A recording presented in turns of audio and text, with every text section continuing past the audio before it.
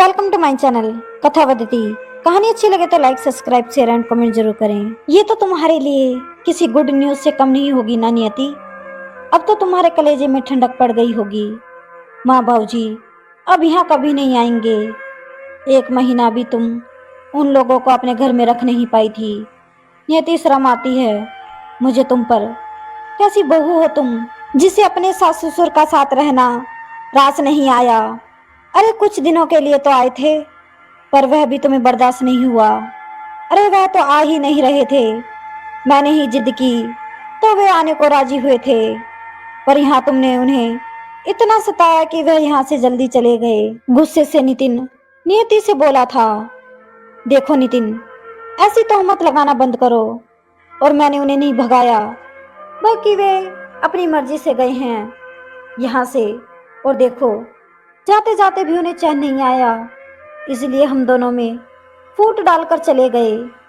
तभी तुम्हारे मुंह से ऐसी कड़वी बोली फूट रही है मेरे लिए। नितिन गुस्से से तिल मिलाते हुए नियति कहती है, खबरदार जो ऐसा कहा तो नियति। और हाँ, मेरे बाप बाप ने एक लफ्ज भी नहीं कहा इतना होने के बाद भी। पर मेरी भी आंखें हैं जो देख लेती हैं तुम्हारी हरकतों को। उनका उठना बैठना भी तुम्हारी आंखों में खटक जाता था। अभी उसी दिन तो बोल रही थी मुझे कि तुम्हारे माँ पिताजी दिन भर सोफे पर बैठकर टीवी देखते रहते हैं। ऐसे में मेरी प्राइवेसी खत्म हो रही है। वह तो बेचारे ऐसे भी एक जगह ही बैठे रहते थे, पर यह भी तुम्हें खटकता था।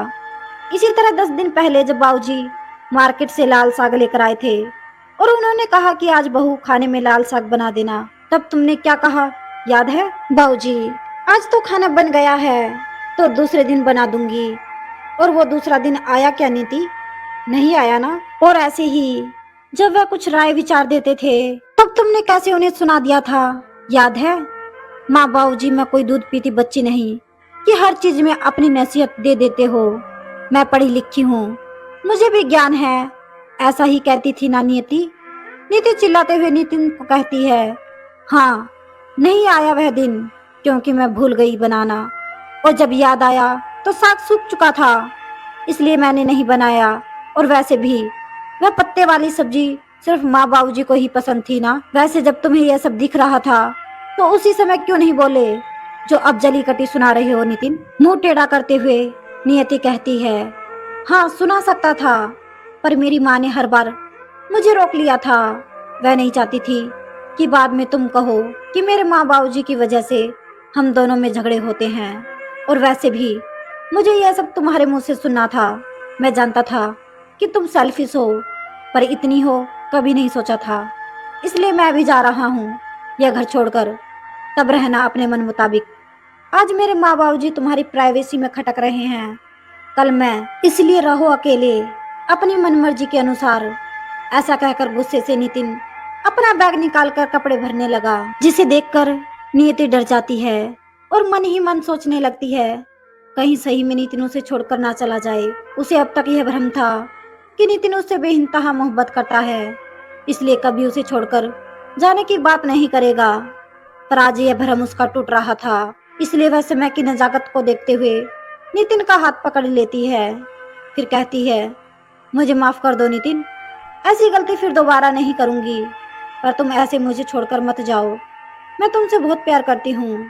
तुम चले जाओगे तो मैं कैसे रहूंगी? नितिन प्लीज, नितिन मुझे माफ कर दो। हाँ मैंने माँ बाबूजी को सताया क्योंकि मैं नहीं चाहती थी कि वह हम दोनों के बीच आए और हमारी जिंदगी में दखलंदाजी करें।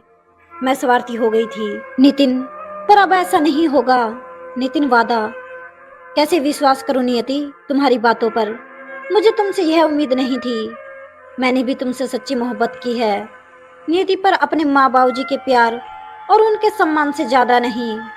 जिस प्रकार तुम कुछ सालों के प्रेम से दूर जाने के डर से भयभीत हो गई। सोचो मेरे माता पिता ने जो मुझे प्यार दिया 28 साल, उनकी हालत क्या होगी?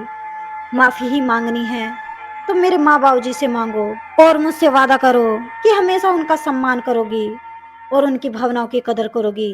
माँ बाबूजी को फोन लगाते हुए नियति की तरफ फोन बढ़ाते हुए नितिन कहता है, माँ बाबूजी मुझे माफ कर दीजिए, मुझसे जो भूल चूक हुई उसे भूल जाइए। और मैं वादा करती हूँ कि आगे से कभी आप लोगों को शिकायत का मौका नहीं दूंगी और कभी आपके और आपके बेटे के बीच दूरियां पैदा नहीं करूंगी। रोते हुए नीति कहती है, बस कर बेटा, समय पर अपनी गलती का एहसास हो जाना ही सबसे बड़ी बात है। हमेशा खुश रहो, यही हमारा आशीर्वाद है। कहकर नितिन के माता पिता फोन रख देते हैं, इस तसल्ली के साथ कि उम्र के अगले पड़ाव में फिर कभी ऐसा समय दोबारा नहीं आएगा।